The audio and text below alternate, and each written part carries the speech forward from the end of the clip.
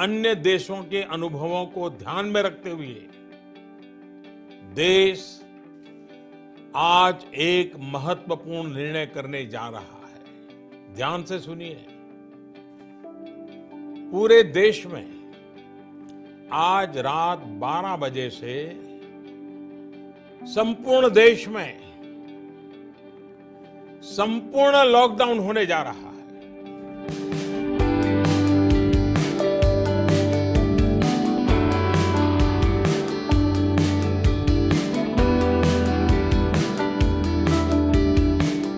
Delhi's busiest interchange points. This is the Anand Vihar bus terminus where people are thronging in not dozens, in not hundreds, in not thousands, but perhaps tens of thousands.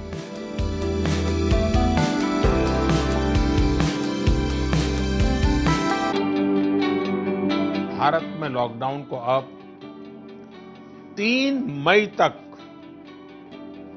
और बढ़ाना पड़ेगा। हम मजदूरों को गांव हमारे भेज दो सरकार, सूना पड़ा घर द्वार। साथियों, कोरोना संकट ने हमें local manufacturing, local market, local supply chain, इसका भी महत्व बराबर समझा दिया है। आज से हर भारतवासी को अपने लोकल के लिए वोकल बनना है।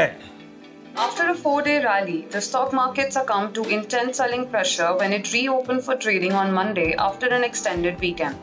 The carnage on the Lal Street was so severe that nearly 6 lakh crore of investor wealth was wiped out. What clearly the data shows is that our economy was in trouble. We are in recession. There's no doubt about it. 3 drugs have emerged for the different stages of a COVID-19 patients, and all these drugs are available in India. Prevented the death in 1/3 of severely ill COVID-19 patients.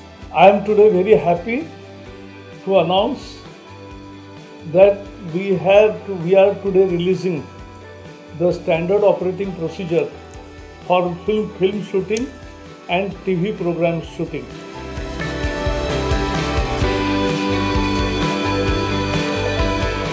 This is going to be a unique election because it is happening at the time when the entire country, including Bihar state, is engulfed with COVID-19 pandemic.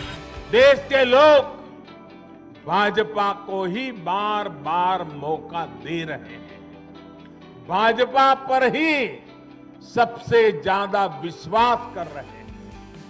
After detailed deliberations, subject expert committee has recommended for the grant of permission for restricted use in emergency situation subject to certain regulatory conditions. The clinical trial ongoing within the country by the firm will continue. Have we started above 50,000? Yes, we have. Let's start celebrating 50K on the index. Never ever we've seen this sprint. विश्व के सबसे बड़े vaccination कार्यक्रम का औपचारिक प्रारंभ करने की कृपा करें। भारत में दुनिया का सबसे बड़ा टीकाकरण अभियान शुरू होने जा रहा है। I would like to say that the investment on health infrastructure in this budget has increased substantially. A new centrally sponsored scheme, PM Atmanirbhar Swasth Bharat Yojana, will be launched with an outlay of about 64,180 crores.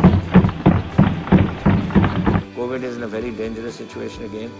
I think today we will enforce curfew from 9 o'clock, not 11 o'clock. So from 1st of April, anybody who is over 45 age will get vaccination even though he has no comorbidities. उसके लिए उसे अब कोई दाखिला लाने की certificate लाने की जरूरत नहीं है।